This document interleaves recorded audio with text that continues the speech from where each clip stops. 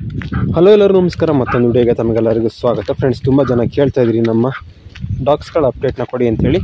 ಹಾಗಾಗಿ ಇವತ್ತು ನೀವು ನೋಡ್ತಾ ಇದ್ದೀರಾ ನಮ್ಮ ರೂಬಿ.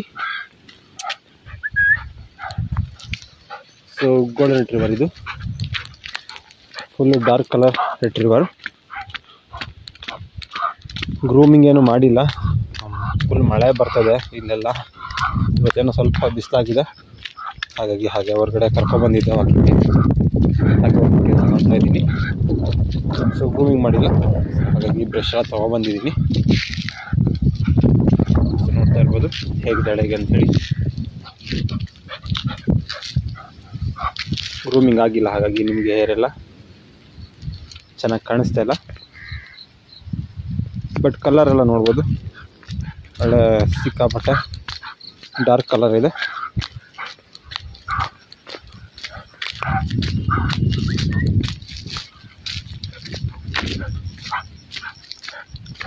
ಇವಳಿಗೆ ಈಗ ಒಂದು 3 ವರ್ಷ ಆಯಿತು, 3 ವರ್ಷ ಅರೌಂಡ್ ಆಗಿದೆ.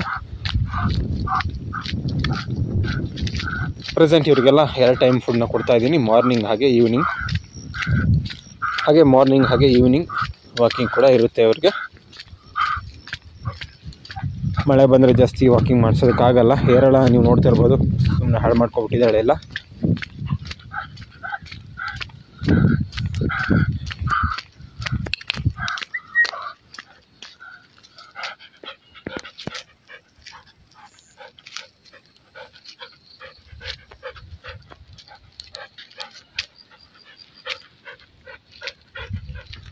ಸುಮ್ಮನೆ ಸುತ್ತಾ ಇದ್ದಾಳೆ.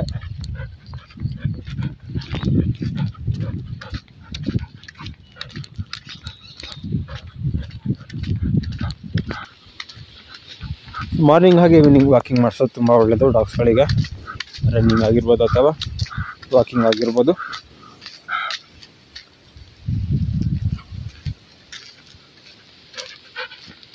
ಗ್ರೂಮಿಂಗ್ ಆಗಿಲ್ಲ, ಹಾಗಾಗಿ ನಿಮಗೆ ಹೇರ್ ಪ್ರಾಪರಾಗಿ ಕಾಣಿಸ್ತಾ ಇಲ್ಲ.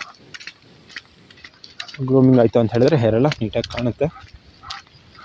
ಈ ಕೋಮಲ್ಲಿ ಬಾಚಿದ್ರೆ ಮಾತ್ರ ಹೇರ್ ಕಾಣಲ್ಲ. ಏನಕ್ಕೆ ಅಂತ ಹೇಳಿದರೆ ಇದು ಡಿ ಶೆಡ್ಡಿಂಗ್ ಬ್ರಷ್ ಇದು ಅಂತ ಹೇಳಿದರೆ ಅಂಡರ್ ಕೋಟ್ನೆಲ್ಲ ಫುಲ್ಲು ತೆಗೆದಾಕೋದಕ್ಕೆ ಇದನ್ನು ಯೂಸ್ ಮಾಡೋದು.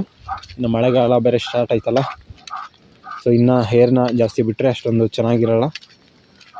ಹಾಗಾಗಿ ಡಿ ಶೆಡ್ಡಿಂಗ್ ಮಾಡಿಬಿಡ್ತೀನಿ ನೀಟಾಗಿ.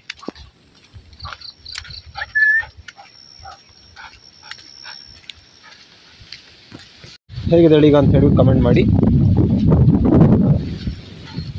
ನಿಮಗೆ ವಿಡಿಯೋದಲ್ಲಿ ಅಷ್ಟೊಂದು ಚೆನ್ನಾಗಿ ಕಾಣಲ್ಲ, ಲೈವಲ್ಲಾದರೆ ಪ್ರಾಪರಾಗಿ ಕಾಣುತ್ತೆ.